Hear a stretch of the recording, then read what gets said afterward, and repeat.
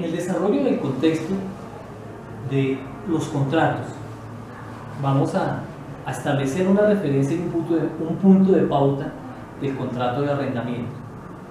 Inicialmente, dentro del factor conceptual, es básico tener en cuenta que no lo podemos determinar en una unidad meramente civil, comercial o agraria, no por las disposiciones normativas, pero sí por la práctica. Me explico. Tenemos los antecedentes del contrato de arrendamiento en el derecho romano, antecedentes como tal. Se predicó de los factores de las cosas. Tenemos una gran herencia frente a lo material como inmaterial. Contrato de arrendamiento frente a circunstancias inmateriales, claro que sí, tenemos derecho de autor. Pero derechos de autor en un contrato de arrendamiento, ¿cómo los podemos encasillar frente a ese trabajo intelectual? ¿Válido y posible? Sí. ¿Frente a qué circunstancias? Esto por citar un ejemplo, el contrato de derecho de autor, como el factor de una determinada tendencia de lo que puede ser la universalidad del contrato de arrendamiento. Se diferencia del contrato de trabajo frente a una subordinación. Y, aunque no es muy cotidiano, se pueden arrendar servicios personales, pero no es práctico, pero sí viable. ¿Por qué se cita esto? Para determinar la versatilidad del contrato de arrendamiento, para destipificarlo de lo civil, de lo comercial, de lo agrario, frente a circunstancias que están incluso en margen de lo laboral, por no decirlo de otra manera. Retomando el tema, el contrato de arrendamiento es un contrato eminentemente consensual, tan consensual y valorativo que las partes tienen la facultad de citar en un contrato nominado circunstancias que no están tasadas por los contratos como tal, como es determinar solemnidades. Yo te puedo decir, doctora Daniela, yo te puedo decir, doctora María Paula, perfecto, hagamos un contrato de arrendamiento, tenemos la cosa a arrendar, hasta ahora no lo fijemos en circunstancias civiles o comerciales, pero bien, vamos a establecer la solemnidad, como dicen todas las personas, por lo mortales, para asegurar que la obligación, esa contraprestación que inmacula el contrato de arrendamiento entre la primera característica, que es la bilateralidad, dentro de un factor oneroso como característica. ¿Por qué oneroso? Porque tiene que estar involucrado en un factor pecuniario y patrimonial.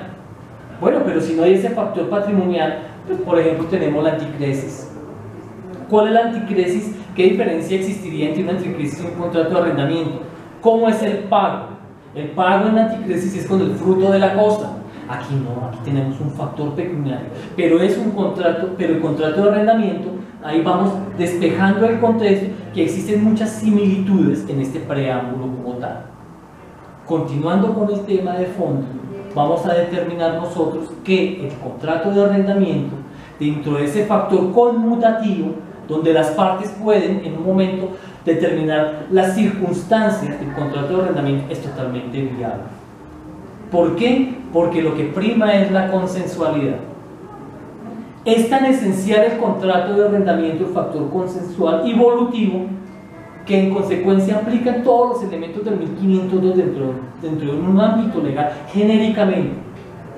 Tan genérico es que en el evento de que no exista un elemento probatorio de la constitución o materialización del contrato de arrendamiento, es perfectamente viable que con la consensualidad se constituya el contrato de arrendamiento como tal. ¿Sí? En la práctica.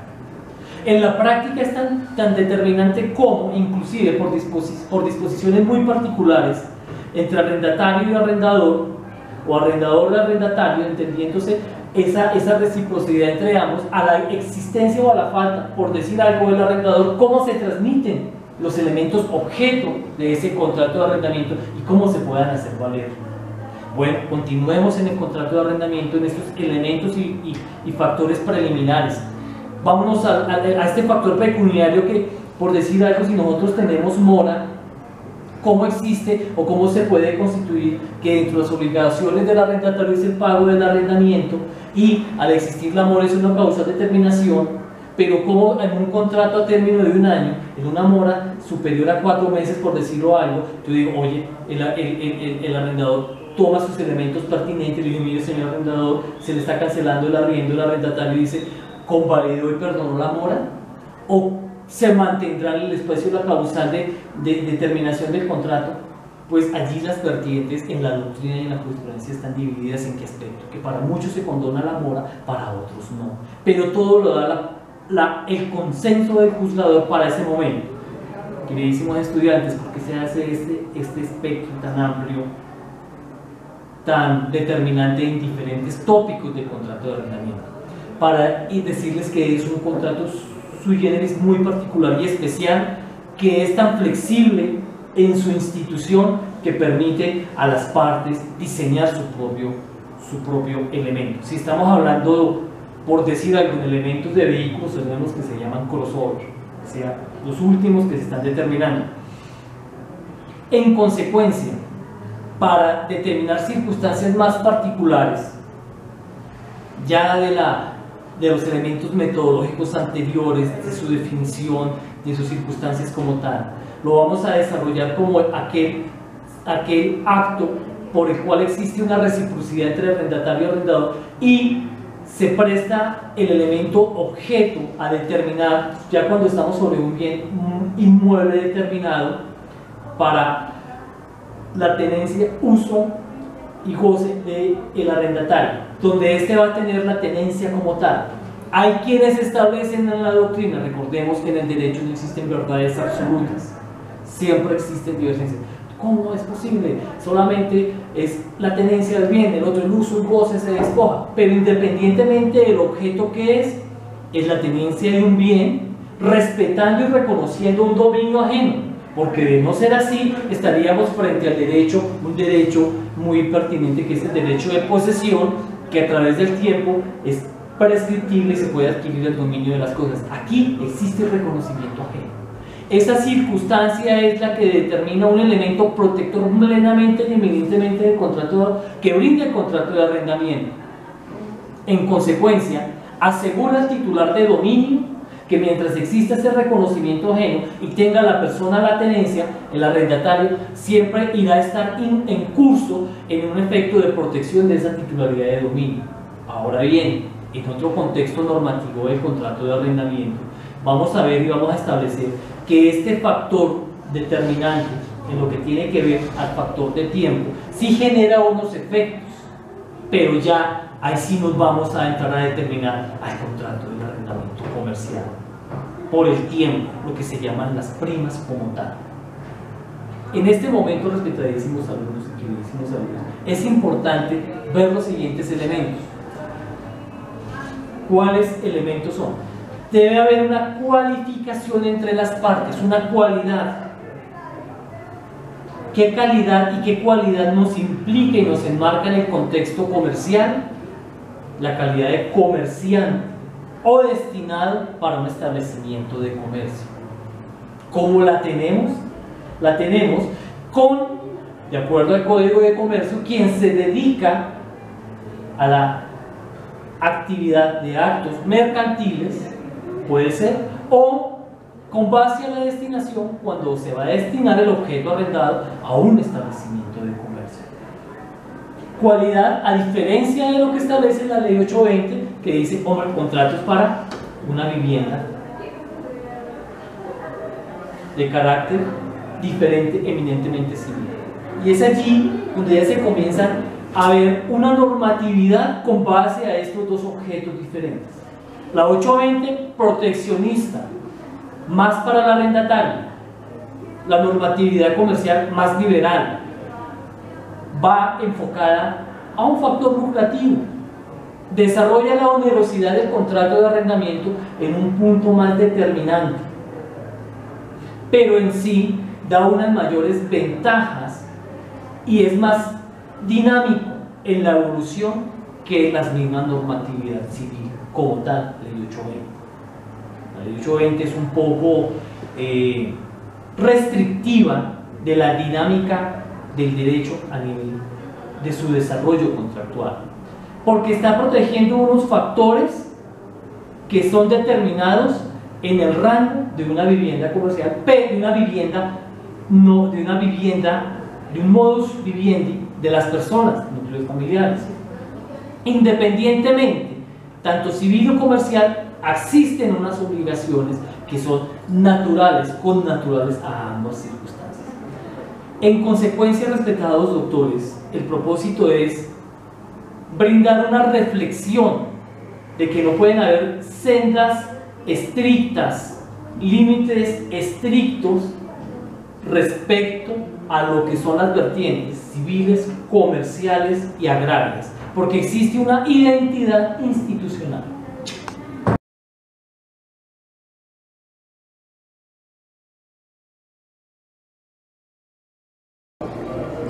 ¿Listo? Buenas tardes. Vamos a hablar de la Ley 820 del 2003, pero específicamente del artículo 22, que nos habla de la terminación unilateral del contrato de arrendamiento por parte del arrendador. Quiero aclarar que para poder entender estas causales debemos hacer una distinción en qué es un término inicial del contrato de arrendamiento y qué es una prórroga del contrato de arrendamiento. Vamos a poner un ejemplo. Si un señor arrienda en primero de enero de 2012, un inmueble para vivienda urbana, significaría que el término inicial será el comprendido entre el 1 de enero del 2012 al 31 de diciembre del 2012. Ese se llama término inicial, porque la ley 820 dice que el término de duración del contrato será el establecido por las partes voluntariamente, pero que cuando no se establece ese término se presumirá que es de un año. El 31 de diciembre del 2012 terminó el término inicial, feneció el término inicial, y a partir del 1 de enero del 2013 se empieza a contar la primera prórroga. ¿Por qué nos habla de prórroga? Porque el contrato de arrendamiento es un contrato de tracto sucesivo y se va prorrogando a medida que pase el tiempo. Una vez se vence el término de la prórroga, vendría a partir del 1 de enero del 2013 la segunda prórroga. Y a partir del 1 de enero del 2014 vendría la tercera prórroga. Y a partir de enero del 2015 vendría la cuarta prórroga.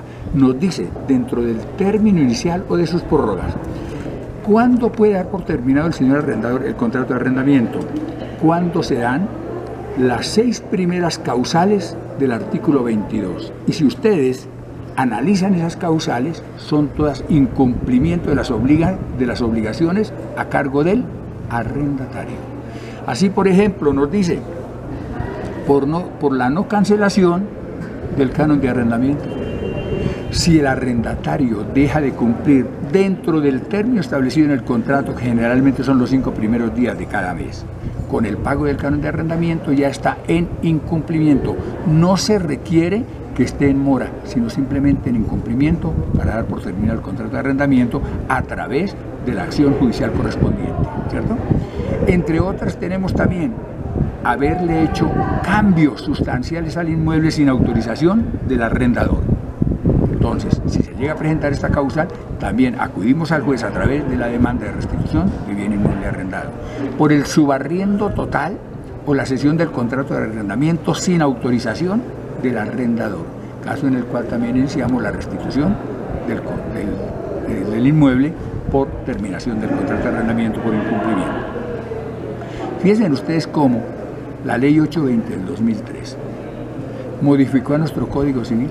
El Código Civil requería, para poder iniciar un proceso de restitución por falta de pago del canon de arrendamiento, que se constituyera en mora al arrendador. Y se tenía que constituir en mora que pasara todo un periodo entero sin pagar.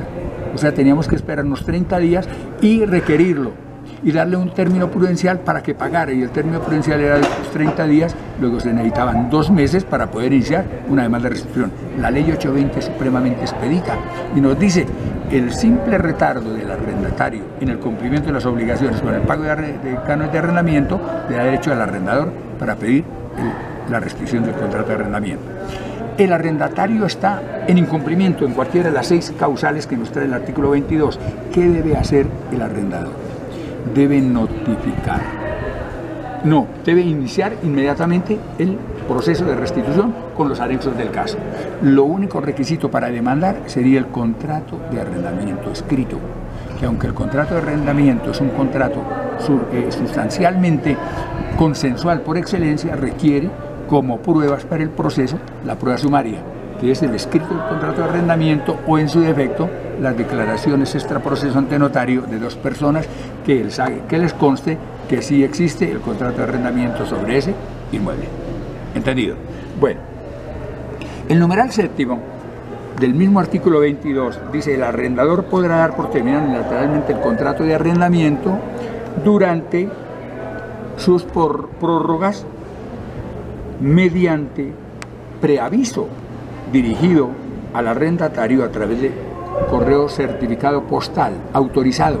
La norma se quedó corta y no nos dice cuál es el correo certificado que vamos a utilizar, pero podemos utilizar Interrapidísimo y todas las oficinas de envíos que certifiquen que sí se envió y que lo recibió el arrendatario, porque es un requisito de procedibilidad frente a esto. Y además de que cumplamos con este requisito, tenemos que consignarle a favor del arrendatario un precio o un valor correspondiente a 3 meses del canon de arrendamiento.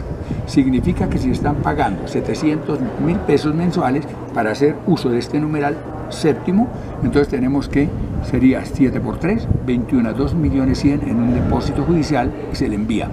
Entonces, pero ¿cuándo nos dice que podemos hacer uso de esto? Cuando se dan unas circunstancias especiales traídas por la misma norma, que sería el octavo. Y el octavo nos dice: el arrendador podrá dar por terminado unilateralmente el contrato de arrendamiento a la fecha del vencimiento del término legal inicial o de sus prórrogas, invocando cualquiera de las siguientes causales especiales de restitución, previo aviso escrito al arrendador a través de servicio postal autorizado, con una antelación no menor de 3 meses de arrendamiento a la referida fecha de vencimiento. Primero, cuando el propietario o poseedor necesite el inmueble arrendado para su propia habitación y vivienda. ¿Qué tenemos que tener cuidado aquí? Que una cosa es ser propietario y otra cosa es poseedor. Debemos probar que es propietario y lo probamos con el certificado de libertad y tradición, donde conste o donde figure el nombre del arrendador como propietario del inmueble. Cuando es poseedor, ¿cómo probamos la calidad de poseedor? Con declaraciones de 2 personas, porque la posesión en Colombia se prueba con testimonios. Segundo, cuando el inmueble haya de demolerse para efectuar una obra, una remodelación o una obra nueva que no se puede ejecutar sin la desocupación del inmueble. En este caso también tendríamos que notificarlo con 3 meses de antelación y pagar la caución de los 3 meses de arrendamiento. Y en tercer lugar, cuando el arrendador ha vendido el inmueble y debe cumplir con las obligaciones como vendedor, consagre el artículo 1880 del Código Civil, que dice: las obligaciones del vendedor son entregar la cosa. Ahí tiene que entregar. Entonces también hace uso de la consignación, del requerimiento con 3 meses de antelación, y el arrendatario no entiendan que se tiene que ir, que apenas le llegue este requerimiento el arrendatario se tiene que ir. No, hay un procedimiento administrativo. Ese procedimiento administrativo es competente la Secretaría de Gobierno de las alcaldías.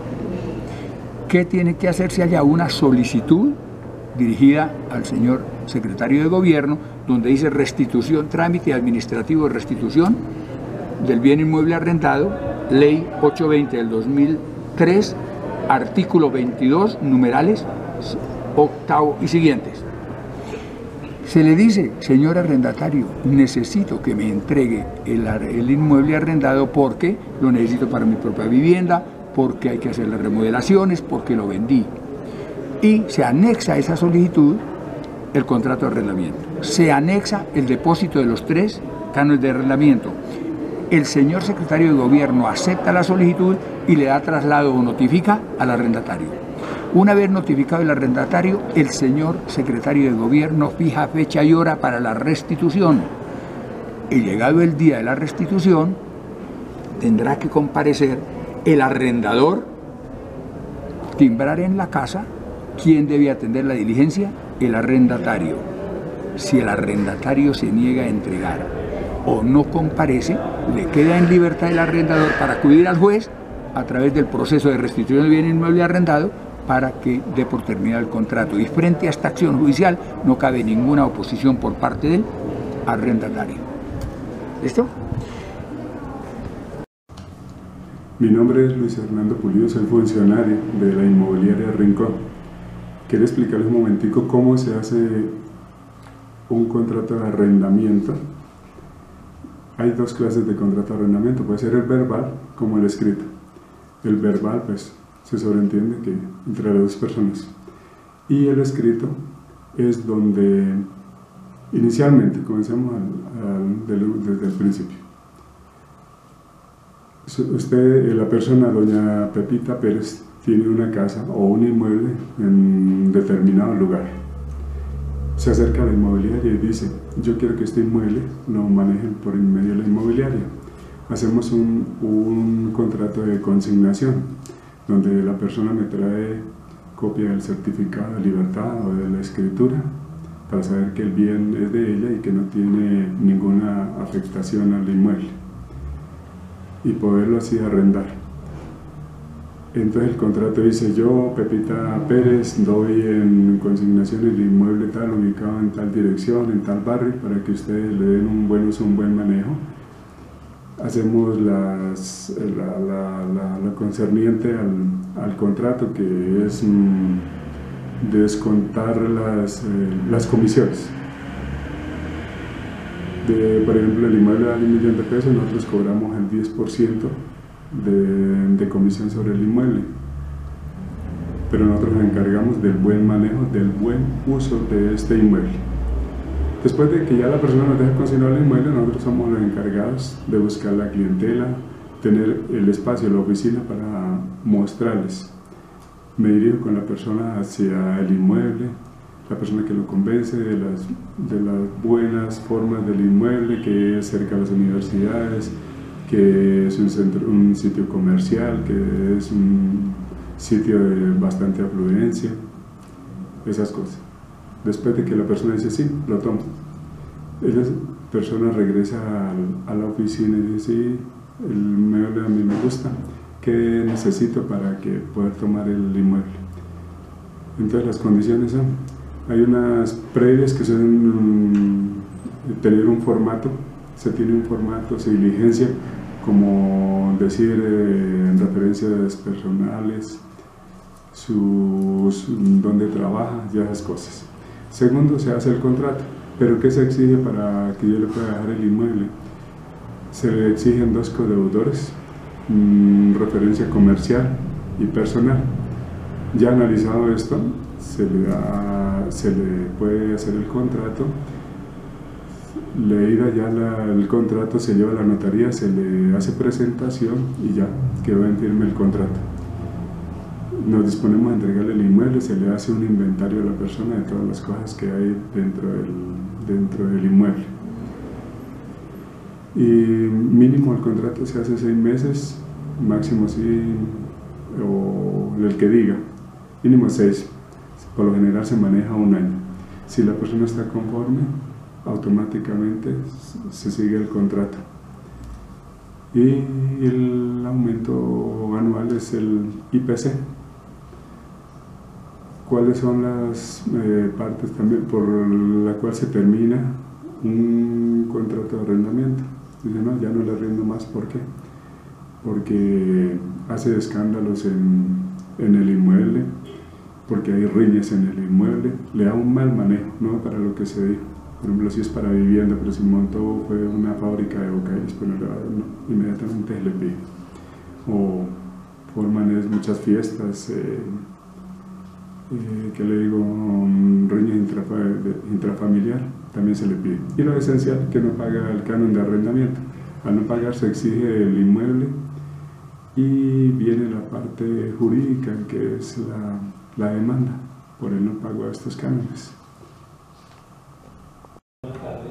¿Cómo se fija un canon de arrendamiento?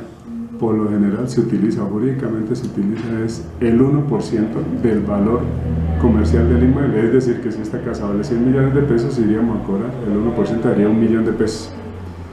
Pero otra cosa es algo que se establece como ya en las ciudades. La parte norte o lo estrato alto es donde más vale. Aquí en Tunja se maneja el estrato alto en la parte norte, que es del 4 al estrato 7. Y los otros puntos cardinales pues ya es como un precio casi que establecido, es decir, los apartamentos no exceden mayor de 500, 600 mil pesos. Mientras que si usted está en la parte norte, un apartamento le puede estar costando 850, 900 mil, hasta 1.200.000 pesos. Una casa perfectamente en el norte puede valer entre los 2.500.000 su valor del canon de arrendamiento. La ley 820 de 2003 trae una estipulación especial en su artículo 15 que es bastante beneficiosa respecto al contrato de arrendamiento de vivienda urbana, y es que es muy común que el arrendatario empiece a colgarse, por decirlo de alguna manera, con el pago de las facturas de servicios públicos, y de un momento a otro pues abandona el predio y deja al propietario con el problema de estas deudas, que inclusive pues pueden originar un proceso ejecutivo y en el cual puede derivar en un embargo y secuestro. Ese artículo 15 trae una disposición muy especial y es muy importante, y es que si bien se predica la solidaridad entre el propietario y el arrendatario, si el propietario al momento de celebrar el contrato de arrendamiento le exige una póliza a su arrendatario y con estos dos documentos acuden las empresas de servicios públicos domiciliarios para hacer lo que se llama la denuncia del contrato de servicios públicos, en dado caso que el arrendatario en algún momento se vaya o sencillamente no cancele las facturas de servicios públicos, los prestadores únicamente podrán perseguir el patrimonio del arrendatario, es decir, el propietario no verá afectado en ningún momento el ejercicio de su derecho de propiedad. Esta herramienta, que es un poco utilizada la verdad, pero es bastante beneficiosa para los propietarios, porque la ley 820 es bastante proteccionista del arrendatario, pero tiene ciertos vacíos, como el que les acabo de comentar, que realmente también protegen los derechos del propietario.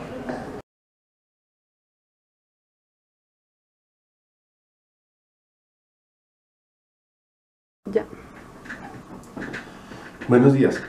El leasing básicamente es una alternativa de financiación muy conveniente, diseñada para adquirir los activos necesarios para el desarrollo de las actividades de las empresas. Consiste en el que el banco adquiere el activo seleccionado por la empresa al proveedor que ellos escojan, y nosotros lo entregamos en arriendo a un plazo previamente pactado a una tasa de interés convenida, y pues normalmente se utiliza para financiar lo que son activos productivos, equipos y, dado caso, inmuebles. Se maneja de dos formas: el leasing financiero y el leasing operativo, que básicamente se diferencian en la existencia o no de una opción de compra al finalizar el contrato. Esta opción de compra se pacta inicialmente con el cliente y puede ir entre el 1 hasta el 50% del valor inicial del activo que se está financiando. El leasing financiero básicamente financia activos productivos, no tiene IVA y permite que pues, no se invierta capital de trabajo en financiación de los activos fijos, y maneja los sistemas de amortización de acuerdo pues, a los flujos de caja que maneja el cliente. Por otro lado, el leasing operativo es el arrendamiento puro sin la existencia de una opción de compra al finalizar este contrato, y el canon es 100% deducible del impuesto de renta, así como el valor del IVA. Por lo general, este leasing operativo se maneja a un menor plazo y es el que se utiliza en su mayoría para financiar equipos de alta obsolescencia, por ejemplo, computadores, software, en los cuales al final del contrato se retoman o se reemplazan en el marco pues, de un nuevo contrato de leasing. Representa una ventaja significativa para las empresas en cuanto a que las empresas no tienen que ocuparse de la disposición final de este tipo de activos o de darlos de baja. El Banco Occidente General maneja 5 líneas básicas que, de acuerdo al tipo del tipo de activo que financian, requieren un manejo especializado tanto en la parte operativa como en la estructuración jurídica y financiera. Tenemos el leasing inmobiliario, que financia pues, activos productivos tales como oficinas, locales, bodegas o plantas, mediante la modalidad normal o de bien futuro cuando se trata de proyectos sobre planos. El leasing habitacional es diseñado puntualmente para financiar las necesidades de vivienda de personas naturales, pues como una alternativa diferente al crédito hipotecario ampliamente conocido en el mercado. El leasing de tecnología, que funciona a través de convenios con los principales proveedores de tecnología del país y financia tanto soluciones de hardware como de software, y a través de los cuales el banco está en capacidad de financiar cualquier tipo de proyecto de implementación de tecnología, desde la instalación y puesta en marcha hasta todo el soporte postventa y de mantenimiento. Manejamos también leasing de importación, en el cual importamos desde cualquier lugar del mundo la maquinaria o el equipo que una empresa requiera, asumiendo toda la logística de transporte y de documentaria y de nacionalización en los términos de que haya negociado el cliente con su proveedor en el exterior. Tenemos el leasing de transporte, pues, en el cual financiamos vehículos nuevos y usados, tanto de uso particular como de uso productivo. Son básicamente las líneas que manejamos. El leasing en general presenta varias ventajas respecto a otras alternativas de financiación de crédito o cartera ordinaria, porque permite que financiar primero hasta el 100% del valor de los activos, bien sean nuevos o usados. Los cánones se estructuran de acuerdo al flujo de caja del cliente, lo que permite optimizar el capital de trabajo. Esto es, si yo espero recibir una renta determinada por un activo que estoy financiando, podemos estructurar los cánones de acuerdo a esos flujos de caja que vayan a empezar a ingresar en el momento que empiece a producir este activo, a diferencia de una cartera ordinaria común que nos maneja por lo general un plazo más corto y unas cuotas fijas. Siempre en leasing la tasa de interés y el plazo van a ser mucho más competitivos respecto a una cartera ordinaria y sin necesidad de manejar garantías adicionales, porque pues el activo que se está financiando es propiedad del banco. Tenemos también que están pues obviamente cubiertos dentro de las pólizas globales esos activos que se están financiando, lo que permite estar cubiertos ante cualquier tipo de eventualidad durante la duración del contrato. A nivel tributario, el leasing presenta, de acuerdo a la modalidad, el leasing goza de ciertos beneficios, entre los cuales se encuentran que está la deducibilidad del canon, del valor del canon y el valor del IVA, en lo que es para leasing operativo. No incrementa la base patrimonial y solo se pagan los gastos de escrituración, no hay lugar a hipoteca. Tenemos ahí pues que tenemos el equipo especializado que realiza todos los trámites, lo que reduce pues la carga operativa para las empresas. Esperamos que esta información les haya sido muy útil. Leasing financiero es una modalidad de financiación de activos fijos productivos en la cual se le entrega al cliente un activo en calidad de arrendamiento financiero durante un determinado periodo. Intervienen tres personas: el cliente, el proveedor, que es el que nos vende el activo, y la entidad financiera que entrega el bien en arrendamiento financiero. Bajo esta modalidad se pueden financiar activos como vehículos, bien sean particulares de uso público, camiones, tractomulas, maquinaria de cualquier tipo, incluyendo equipos médicos, equipos de tecnología y bienes inmuebles como bodegas, locales comerciales, consultorios médicos. Para que se realice el leasing financiero se debe contar con un contrato de arrendamiento donde se estipulen todas las cláusulas o condiciones del contrato, y una vez el cliente tenga el activo en su poder, se le entrega, se hace el desembolso pues al proveedor final. Dentro de la modalidad de financiación del leasing, lo que nos diferencia con un crédito de consumo normal es que hay una opción de compra al final del contrato, que es realmente traducido a un porcentaje del valor financiado del activo, el cual el cliente se pacta con el cliente desde el inicio del contrato para un pago único final al mismo. Una vez el cliente haya cancelado este valor de la opción de compra, pues el cliente se transfiere inmediatamente la propiedad al cliente o a la persona que el cliente designe. Nosotros como entidades financieras solamente trabajamos bajo mandato del cliente en cualquier evento. Para las compras, los activos nunca escogemos nosotros las propiedades, sino son directamente el cliente quien escoge el activo y el proveedor. El contrato de leasing se puede finalizar por diferentes causales. La primera es que el cliente termine de pagar sus cánones pactados al inicio del contrato en el periodo estipulado.